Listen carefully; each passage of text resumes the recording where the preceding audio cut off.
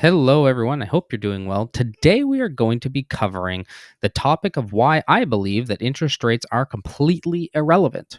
So, you'll see out there that a lot of banks, car lenders, pretty much anybody in the financial field, they're always talking about interest rates. Oh, 0% APR. Oh, we've got a variable fixed mortgage. It's prime, plus 1%, let's say. Oh, wow, it's so good. Or prime minus 1%, maybe even, right? And I mean, the list goes on and on. If you look at a car manufacturer's website, they'll almost be talking about APRs and interest rates you can get on loans and stuff like that, almost more than the actual vehicles themselves. Okay. So, why do I think that interest rates are absolutely irrelevant? Well, I will take a step back, and I don't want to say that they're not completely irrelevant. I put these titles to be captivating, right? But I think they are the least relevant aspect that exists. Okay. Um, the reason why interest rates, in my mind, are a little bit irrelevant is because um, interest rates ultimately don't impact affordability. Um, now, why I say this is because let's look at an example. Alrighty, let's say you have an income of $3,000 per month. Okay.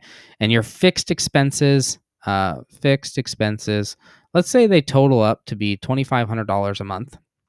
And you go, okay, I want to go and buy a new car. Alrighty, great. And you go to the car lot. So let's look at this car. All right. You go to the car lot. And again, I know that a lot of people don't know this, but I do these off the top of my head. But let's pretend that one car you're offered has a 0% APR and the other car has a 10% rate. And you go, okay, well, wait a second. The 0% APR, that's easy. That means I'm paying next to no interest. Well, the problem is the payment's $550 on this one a month, and the payment on this one's $350 per month. Well, why would that be? Well, obviously one car is much cheaper than the other, right? But the reality is that a lot of people, if you ask them, if you talk to somebody about getting a new car, I almost guarantee you they're going to talk about the interest rate they got, unless they got a high interest rate, right? Almost always. At least it happens in my life. Okay. So a lot of people are going to go, yeah, 0%. This is great. And this is what the salesperson is going to sell. Oh, the payment's higher, but you're not paying any interest. No big deal. Yeah. Well, the problem is in this, you're going to be negative $50 per month in the hole, which means slowly but surely you're just going to be bleeding. And another one, you're still left with $150 a month.